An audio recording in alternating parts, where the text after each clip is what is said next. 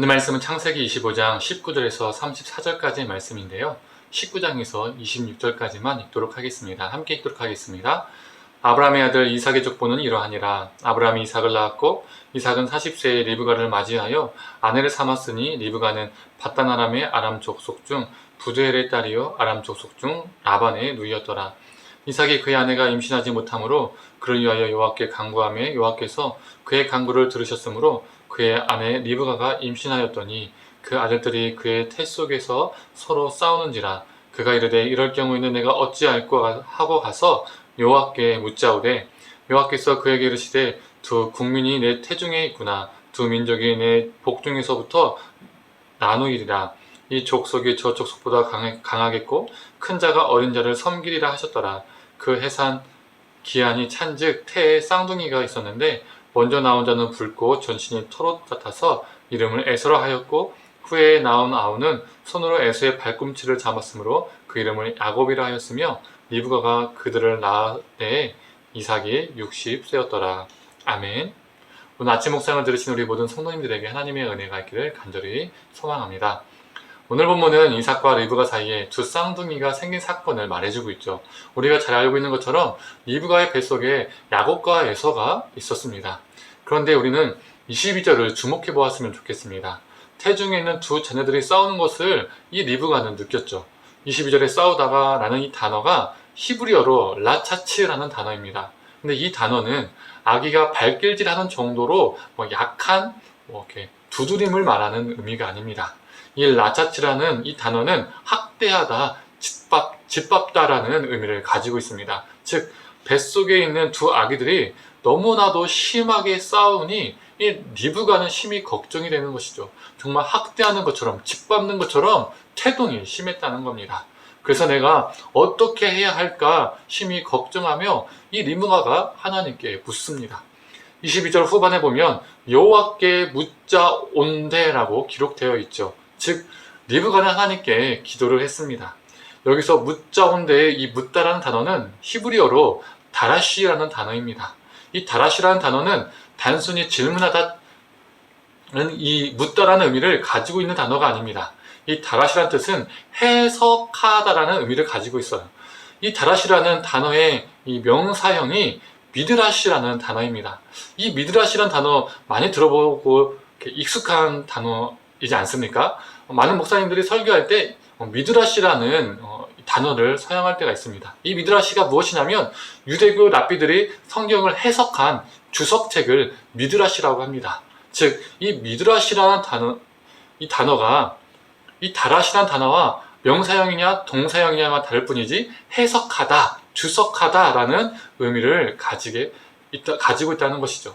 그래서 리브가가 하나님께 물었다라는 말은 다른 말로 표현하면 리브가가 하나님을 해석하다 라고 표현할 수 있습니다. 그렇다면 하나님을 해석하다라는 말이 무슨 의미일까요?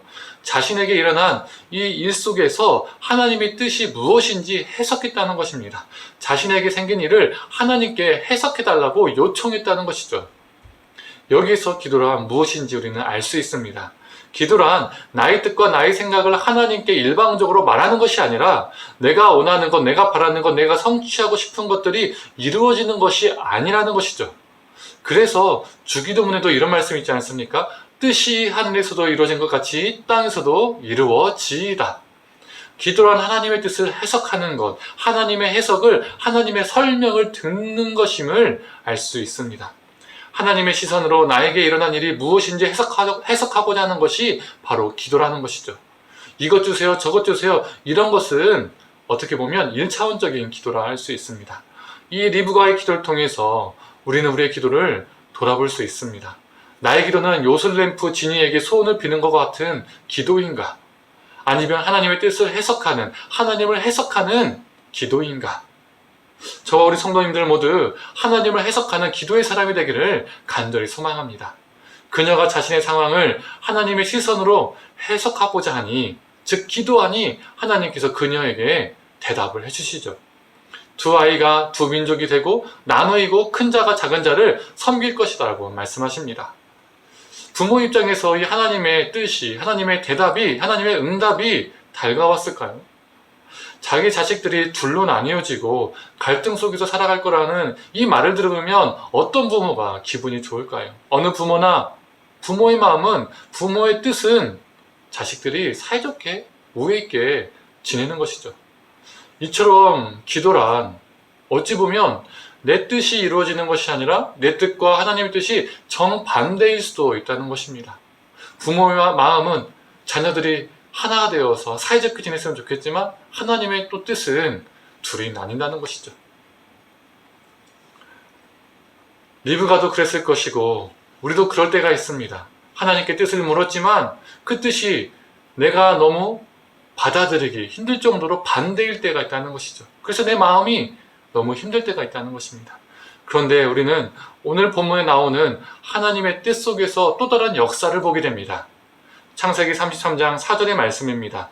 에서가 달려와서 그를 맞이하여 안고 목을 어긋 맞추어 그와 입 맞추고 서로 우니라. 야곱과 에서의 심한 갈등, 누구는 죽이고자 했고 누구는 도망가야 했던 그 갈등이 해결될 수 없었던 문제가 아니라는 것입니다. 하나님은 그들을 긴 세월 20년 동안 깎고 다듬고 다듬으신 후에 그들을 만나게 하셨습니다. 그리고 그들은 서로 끌어안고 서로 울었습니다.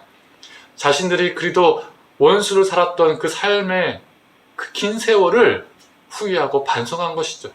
그리고 다시 하나가 될 수 있는 형제애로 인하여서 그들은 울 수밖에 없었습니다.